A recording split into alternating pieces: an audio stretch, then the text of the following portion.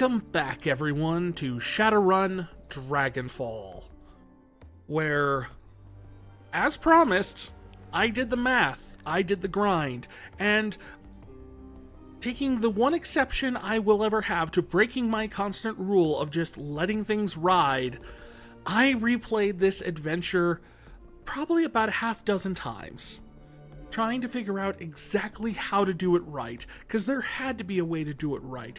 We kept running into every single possible problem, where everyone would betray you, and everything would fall apart, and then it was like, how? How are you supposed to do this? There has to be a better way to do this, right? Well, it turns out, I was just close enough, and it wasn't until I went back and started the whole thing over again did I piece it together. Because certain things in this adventure, which we will see here in a second,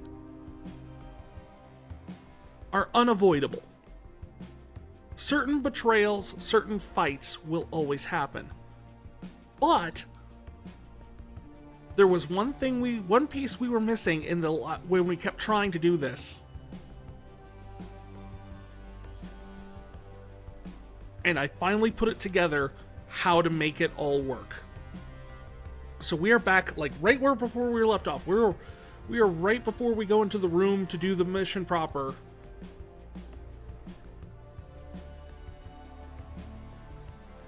Oh, and as a refresher, for those who don't know what I'm talking about whatsoever, because you weren't here for the last stream of this, which, granted, was about over a month ago, we are currently on a job as disguised as janitors to break into this place, turn off the security system, and plant explosives into an apartment as some sort of trial by some unknown organization, or at least unknown to us. We don't have our usual team. We're being forced to work with a bunch of random people we don't know, including a wizard who is a complete jerk, a mechanic who is really good with machines, but gets squeamish at the thought of bloodshed, and an elf who, while very tough, doesn't speak a lick of English.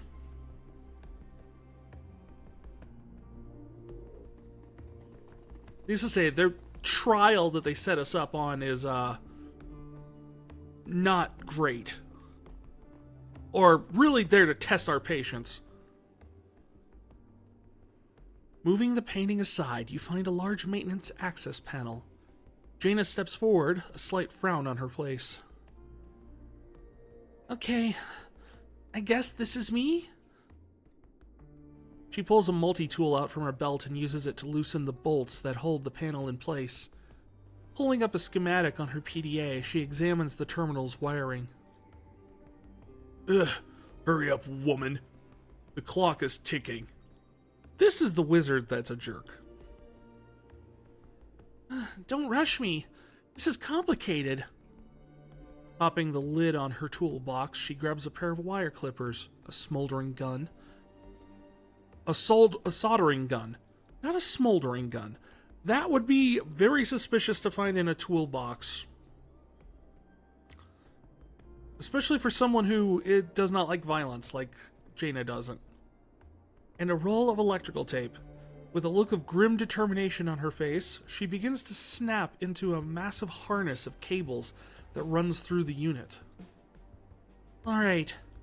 She taps the elf on the knee. I'm gonna need that thing now. He nods and reaches in to unsling his pack. Placing it on the floor, he opens it up and pulls out a large blue canister. It takes all of his strength to wrestle it up from the ground and into the space in the access panel that Jaina has cleared. There you go, you dumb ox. Do something useful for a change. The elf says nothing, unburdened by the heavy pack. He stands up straight, and for the first time you appreciate how much larger he is than the corporate mage. He stares down at James. His hands bunch into fists.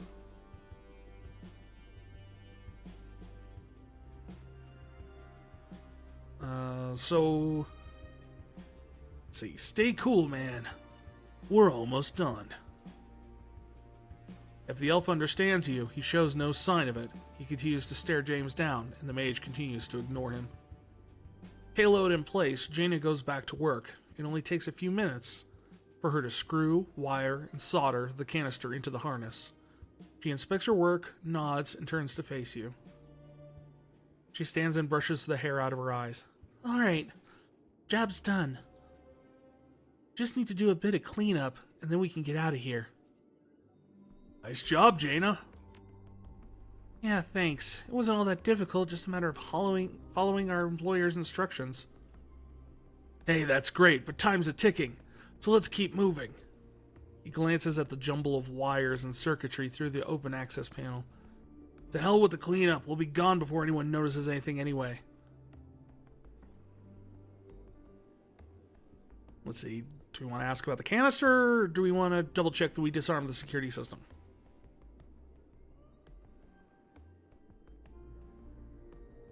I mean, generally, the employer probably provided the canister, so that's probably not really a thing. But double checking to make sure that we're not going to run into some beep beeps and some boop boops and some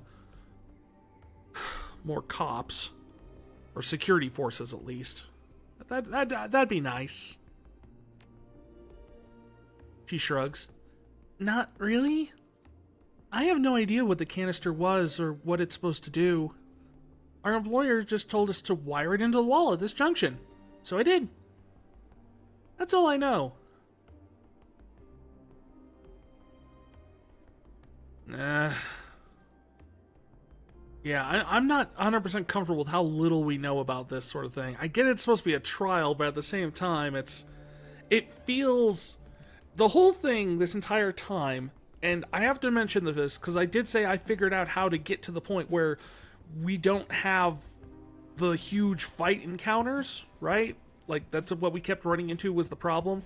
Was no matter what we did, it somehow blew up in our faces and we had a huge fight on our hands somewhere along the way. Like, this time we didn't have a fight when we got upstairs. We don't have a fight, we didn't have a fight downstairs. Did everything correct. But it still feels like they're trying to set us up to take the fall here, right? Like, they're gonna completely screw us in the end, whoever we're working for. I mean, the pay was good, but this whole thing seems to set up to be like, not a trap, but kind of like we're disposable. The mage sneers. You haven't been doing this long, have you? The lodge doesn't tell you things that you don't need to know. And you don't ask. Your job is to do what they tell you. Take the money and keep your mouth shut about it afterwards. It's all very simple. Why are you the only one who knows who our employer is, James? The lodge? The mage's eyes widen incredulously. You don't even know who you're working for, do you? You're leading this team and you don't have a clue. I don't think anyone had a clue except for you. I mean, Jaina has just referred to them as our employers. She doesn't seem to know much about it.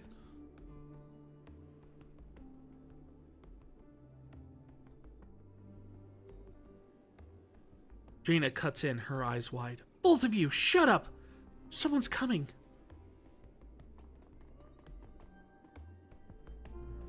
A tall, spray-tanned man in an expensive suit rounds the corner at a jog and comes bustling into the room. He stops short when he sees your team.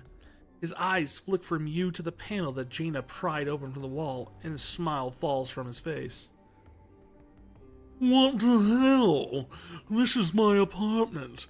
I own it. What are you doing in here? If you own it, wouldn't this be a condo then?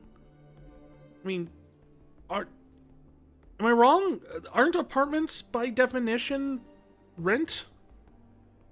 And if you own one, then you're living in a condo? Isn't that the difference between a condo and an apartment? Am I wrong? I don't really know. I fail at Adulting 101. Got perfect marks in Adulting 102, though. Explain that to me.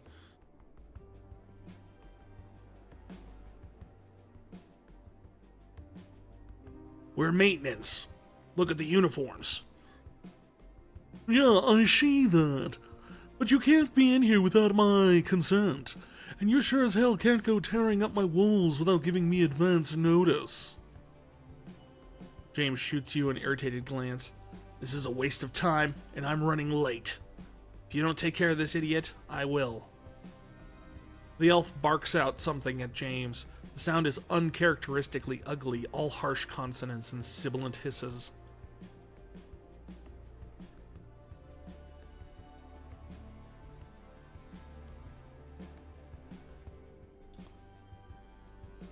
Let's see. Let's keep calm, everyone. This is a simple misunderstanding. Keep your mouth shut, James. I'll talk this out with our friend here. Or handle it, James. I won't stop you. Essentially telling James to kill the guy who lives here?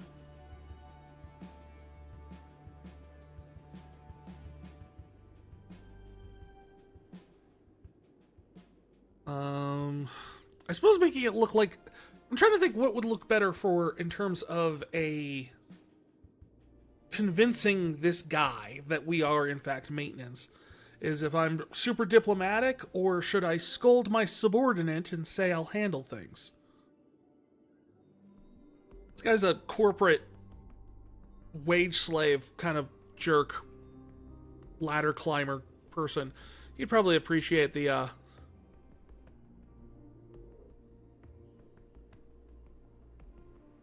recognize that he's dealing with the man in charge. He bristles. Talk this out. To hell with that. We have a job to do, and he's in the way. Deal with him and do it fast so I can get back on track. The homeowner looks shocked, but he recovers quickly. He takes a step towards James, his hands balled in a fist. All right, buddy. You've asked for it.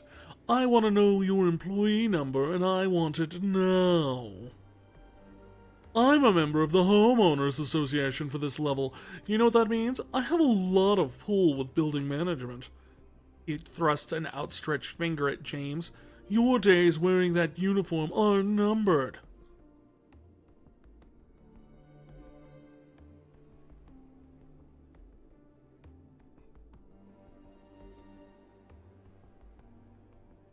Calm down, sir. There must be a problem at dispatch. You should have received an alert work order last week. This game is dope. Hell yeah! I love this game. Perfect for a storyteller. I love it. There's so many voices I can do. There's such a great story. A lot of, like... I love how the missions actually feel like I actually can make some interesting decisions and I can think through it. This is the one with the serial killer, right? Nope. This is the one with the dragon. The serial killer was base game Shadowrun Returns, the Dead Man Switch mission.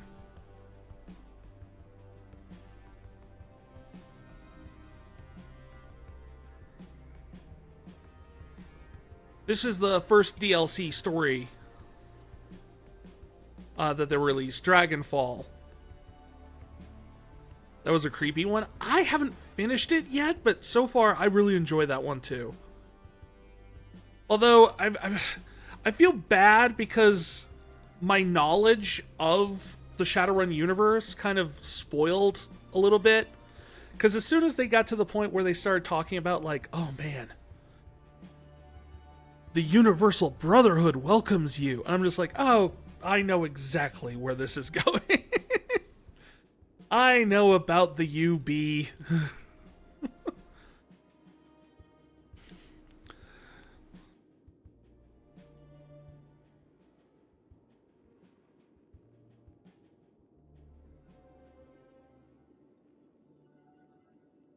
You like my Moogle? Aw, thank you. He kind of wandered in when I was playing Final Fantasy IX, and he just kind of stayed here. I don't really know why, but he seems to like it here.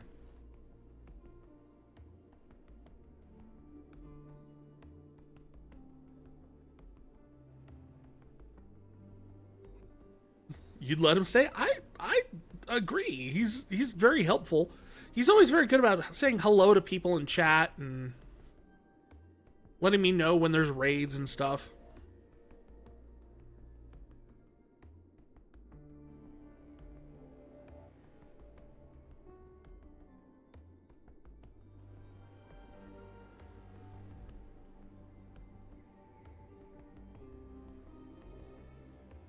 Plus, I believe...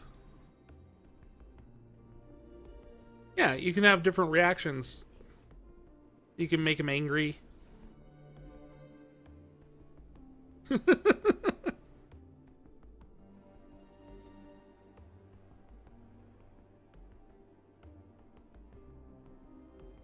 So he's got a lot of little actions he can do like that, so... He's fun.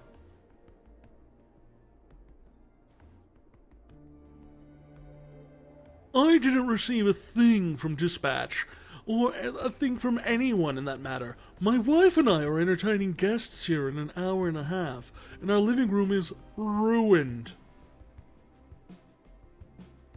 I need you to know that you're going to fix this, and that you'll clean the place back up, and that you'll put a new coat of wax on the floors. I need... to hell with this. I don't have time for this. His hands twist into claws, and he raises them high. An instant later, they are wreathed in purple, an unnatural purple glow.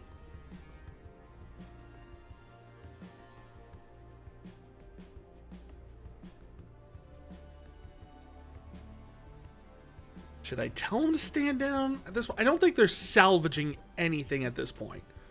At this point, we've already... James has screwed it. He's blown it. At this point, the best thing we can do is either disavow or just let James take him out. So, you know, we don't have a witness, essentially. So I'm not going to say do it, but I am not going to protest, and more importantly, I don't think we really should be saying names, should we?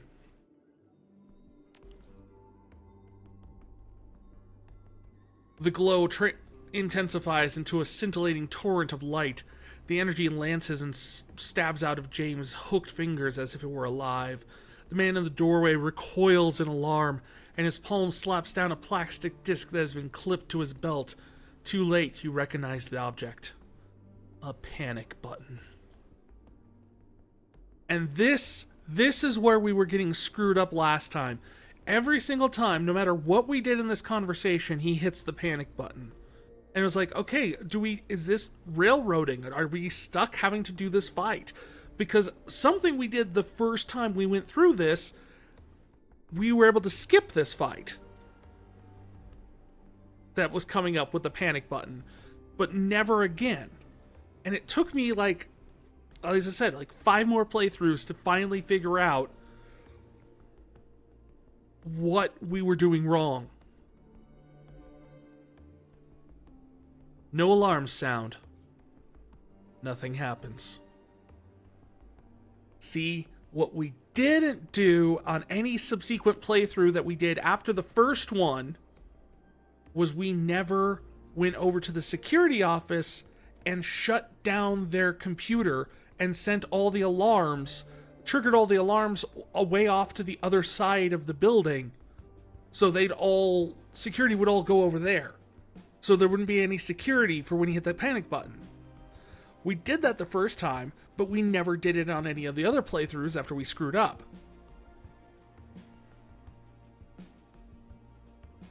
And that was the crucial piece we were missing to this whole thing.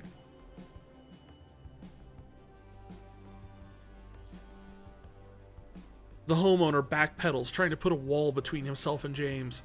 He's moving too slowly, much too slowly. Don't let him get away. Don't worry, he's not going anywhere. An incomprehensible screech cuts off the mage's sentence. In your peripheral vision, you see a flurry of motion. Your elvish companion is moving, making a beeline towards James. Jaina is hanging off of him, trying to slow him down. But he seems to barely notice. I love the idea that Jaina's just like gripping onto the elf's like neck, just kind of being dragged along. It's like,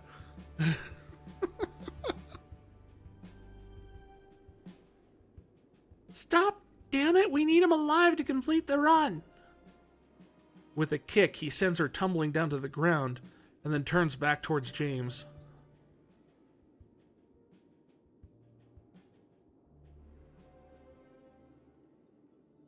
Step between the elf and James and try and settle things.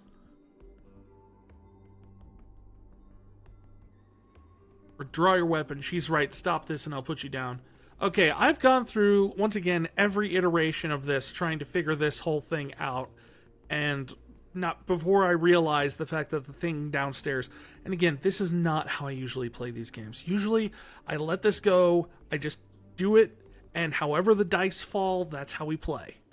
That's how I've done Baldur's Gate. That's how I was doing this game up to this point. If we screw up, we screw up. But for some reason, this mission stuck with me, and I just felt like there was something that we could have done differently. But I can tell you this much. What I found out... Okay. The only one that produces a different result is to attack James. Because then you fail the mission, and you just kill James... and then you just get the hell out. These two, it doesn't matter what you do. You're gonna have to kill the elf dude. Which was awful for us because the elf dude can punch hard. And we were getting our butts kicked before running out and having to deal with security too. But now we don't have security, we can focus on the elf and then go and finish the job. And we now know where there's an extra exit, so we don't have to go the typical way out.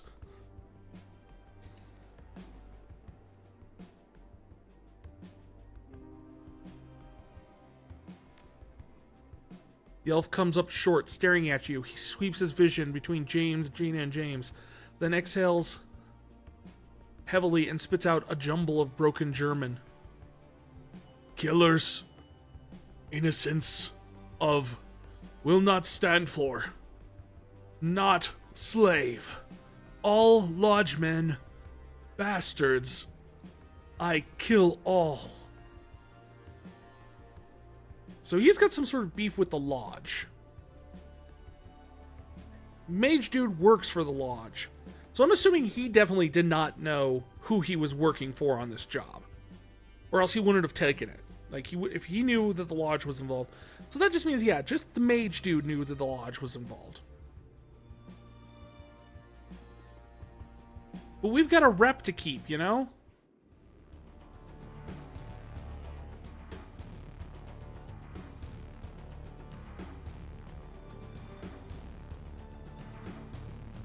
Wait, where's my drone?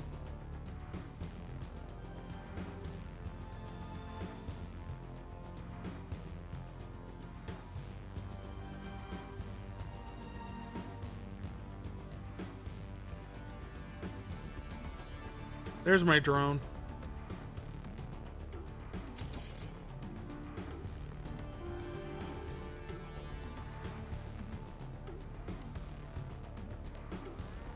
We use the heavy aim shot here.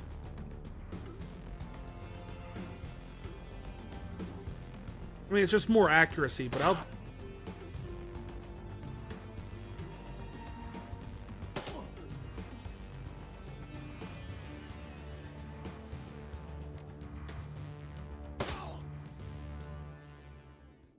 That is the smoothest that fight was gone in like 12 attempts at this.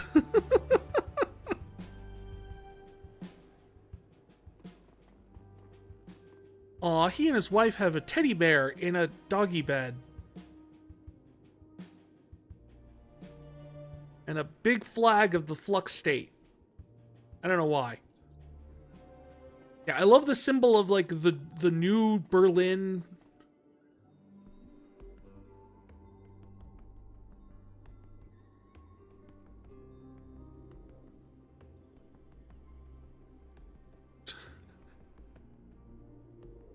The mage wipes a spatter of blood from his cheek off the back of his hand. He attacked me! Or elf! The fucker tried to kill me!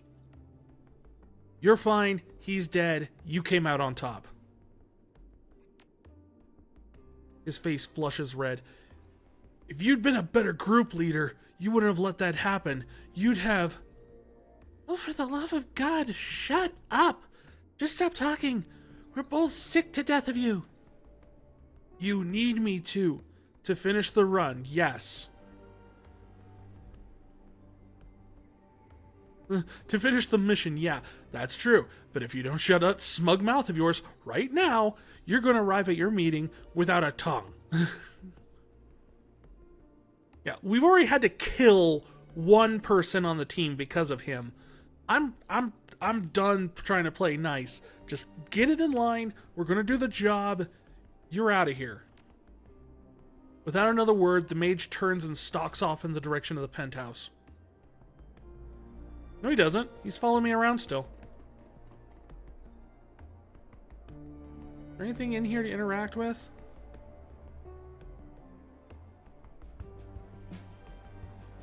Nah. Alright. Penthouse is over here.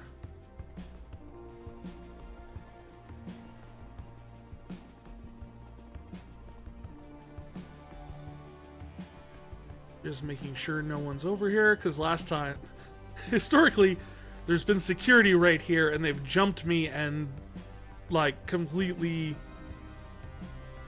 ruined everything. The trendily designed panel reads Penthouse. A slick, high-grade keypad has been mounted on the doorframe. Use the keypad. If I recall, I should have a note here for this. Penthouse maintenance code is all ones, 5 ones. That's what I thought. 11111. Maintenance override accepted. I think more devices need to have like a big, like bombastic, badass voice like that. But like, not just like, this has been accepted. Not like an angry, bombastic, badass voice, but like something you'd expect from like an 80s, I almost want to say, almost like a Running Man style 80s game show. Like, you have been selected to the stage. That kind of thing. That's the voice Alexa needs. That's the voice Siri needs. That is what I'm talking about.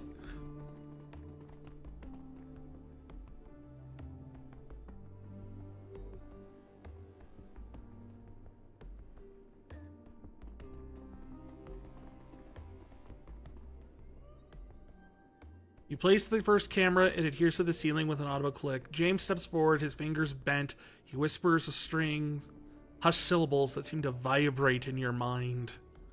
For a moment, nothing seems to happen. Then you blink and the camera is gone. Done. Get moving to the next one. Yeah, we're gonna get the next one. Look, I just want to be done with this too, man. I don't...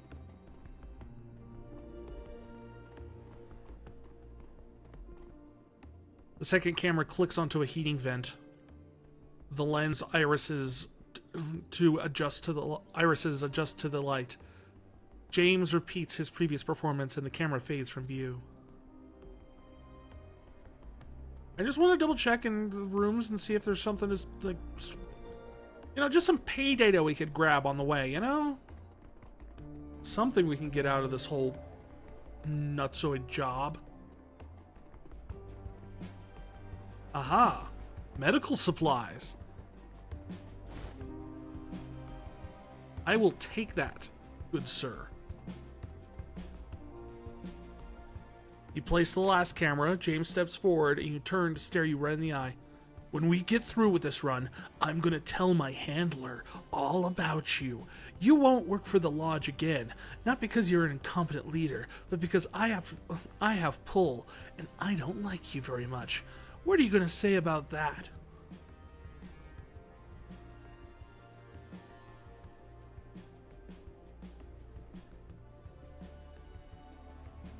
That you could do whatever you want when we're done. For now, just shut your mouth and finish the job.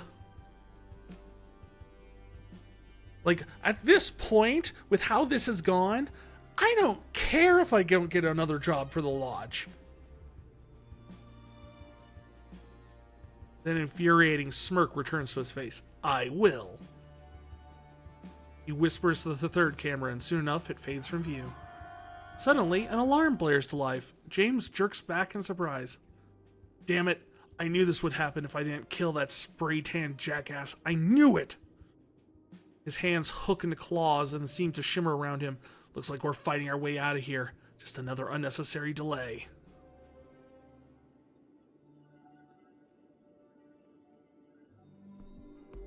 Yeah.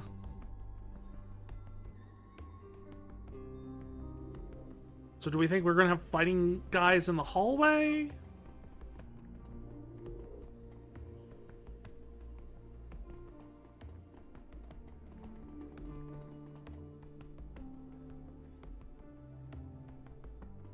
Or just outside?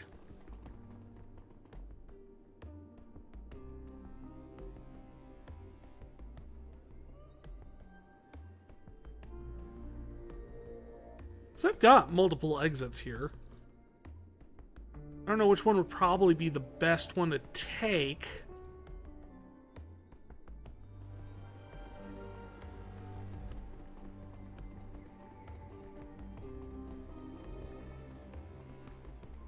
Like, that's U-Bahn access. That's like a back stairway. I think this one, because it takes us directly to the U-Bahn station, right? So that would be...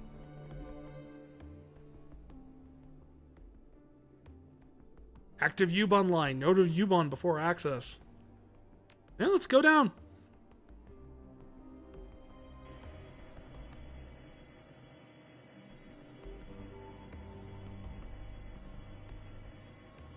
Mission accomplished.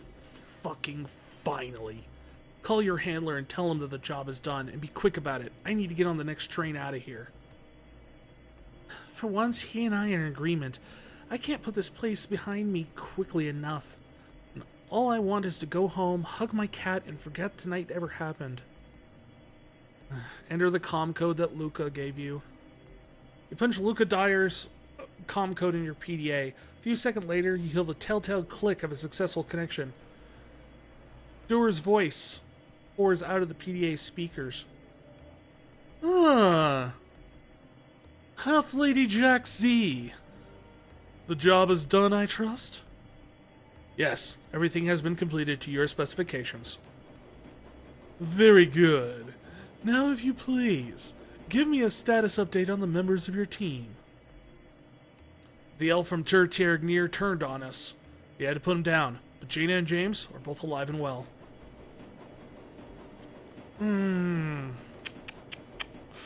Interesting. The elf is dead was expected. He was a dangerous and unreasonable person. Disgruntled, if you might say. After years of service in our employ, his betrayal of you was inevitable. Thankfully, with his death, we have gained valuable insight into your character. James's continued survival, on the other hand, was not expected. You are a very patient man, Half-Lady Jack Z. Dwyer smiles. This has been most informative. James's posture stiffens, but he says nothing. You can see the dawning awareness behind his eyes slowly. Slowly, the color begins to drain from his face.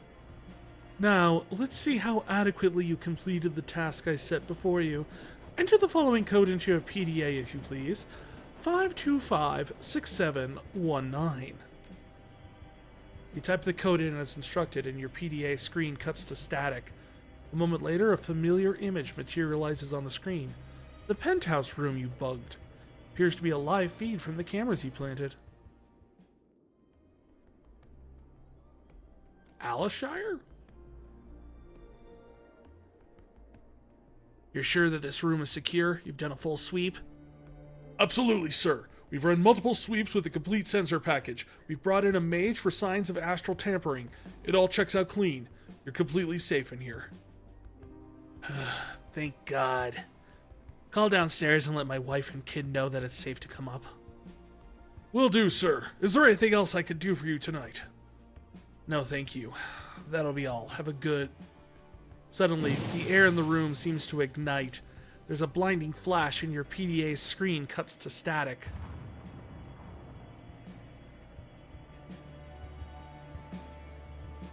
Hang on, what the hell was that?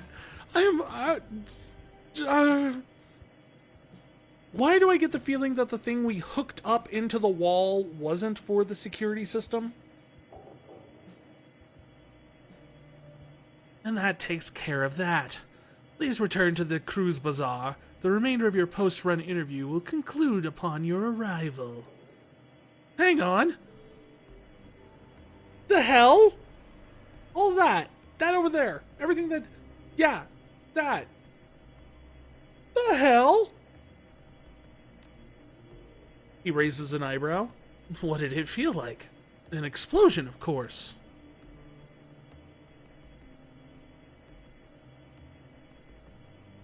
So this run wasn't a surveillance operation. It was an assassination. It was both. And both tasks were carried out to the letter. You should be pleased, Half-Lady Jack Z.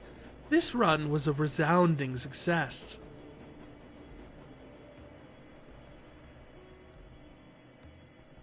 Part of me wants to get mad at him and just be like, why did you not tell me that there was a bomb? If you told me there was a bomb, I would have been fine planting a bomb. But you didn't tell me there was a bomb. How did I not know we were walking around with a bomb? I mean, I get that you wanted to keep me in the dark, mission security and blah blah blah, trial, blah blah blah blah blah. But you think that if I knew I was carrying that kind of heavy explosives, I might have made a few different decisions about how we carried things out. You know, like going through security. Or not getting into firefights. I mean, we didn't get into a firefight. We actually did really good about avoiding all the firefights, except with the elf. But...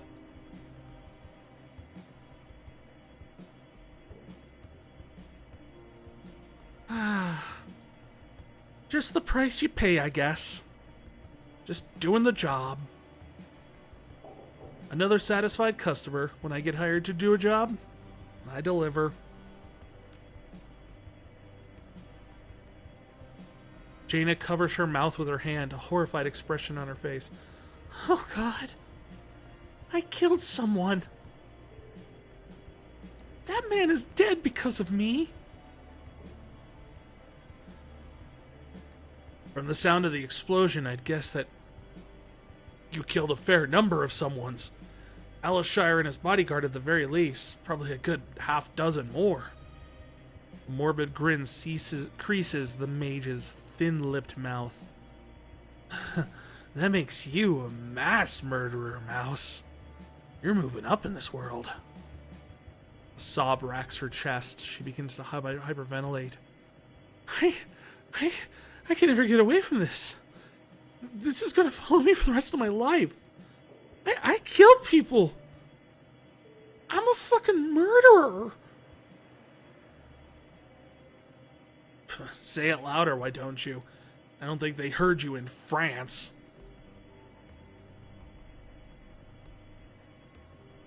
I haven't heard a response from you, Half-Lady Jack Z. Shall I make the preparations for your post-run interview? Or are you ready to continue your test?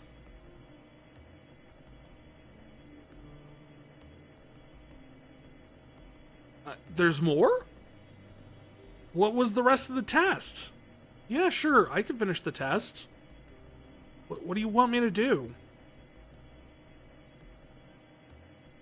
I reloaded this thing so many times trying to do this test right. Yes, I want to finish the test. Very good. I'll be waiting. How is that different from the...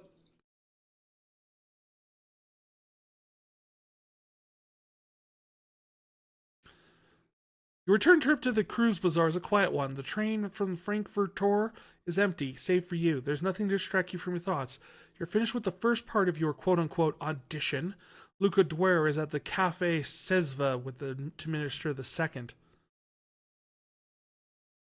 There's a second part of this?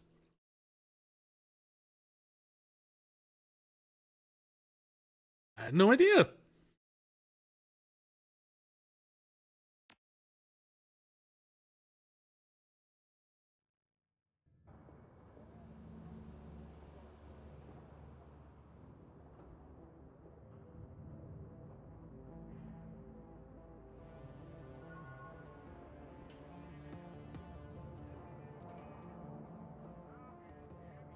Right, so he would be...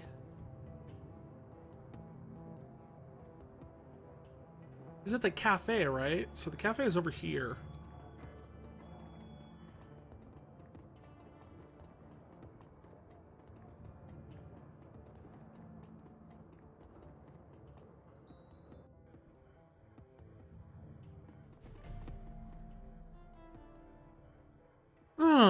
Half-Lady Jack Z. Welcome back, and my congratulations on a job well done.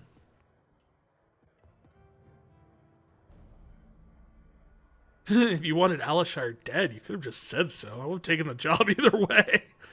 I mean, that's all I'm saying. It's like, I get, like, the trial and everything, but quite honestly, it's like, you could have just told me, man. He nods thoughtfully. Good to know. But the purpose of this test is to gauge your adaptability. We need to know that you're willing to do what we tell you to do, regardless of your personal feelings on the matter. And we need to know that you're on the roll with pulling the punches if circumstances change mid-run. Many of your colleagues in the Shadow community have overinflated egos. They let their personal feelings interfere with their work. My organization needs to know that if you will see the tasks that we assign you through. No matter what. I mean, isn't that what it means to be a Shadowrunner? Reminds me of a time when I was playing a game of... Well, it started off as a Shadowrun game, but then we switched to Roll20 Modern. I don't remember why. Anyway, we were playing a group hired of essentially mercs to try and... This is a game I actually played in, which is rare. Hired to go in and get a very specific form of like a piece of technology or something. I don't remember exactly what the target was. But we essentially had to break into a high security facility and get some pay data, right?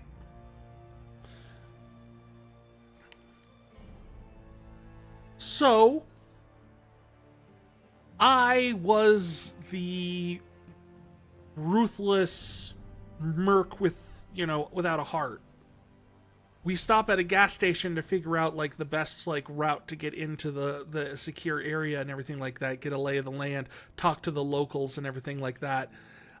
We get all the information for him. I roll all the charm. I play it up. I do this whole thing where I'm just kind of having this wonderful conversation with him, get all the information, get a candy bar from him, all this sort of thing. I even pay for the candy bar, if I recall correctly, and everything. I pay for the gas for our car. I get paid for a candy bar and some snacks and things like that. And then get the information out of him just by charming and talking him up and everything like that. And then I look over to the DM and he goes, oh, and before I walk out the door, I shoot him. He's like, you what? No witnesses. Dude saw my face. That was the type of character I play.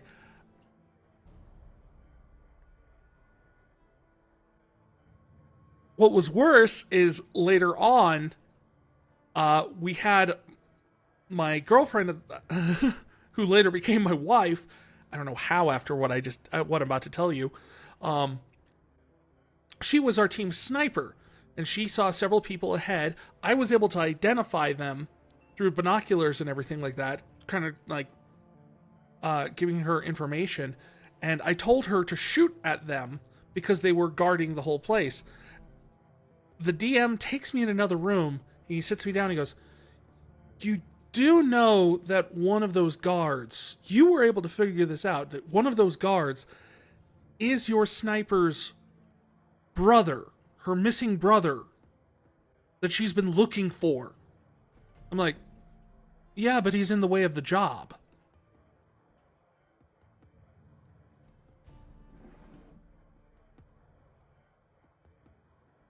I am the reason my group has trust issues. This might be why I'm just stay as a DM most of the time.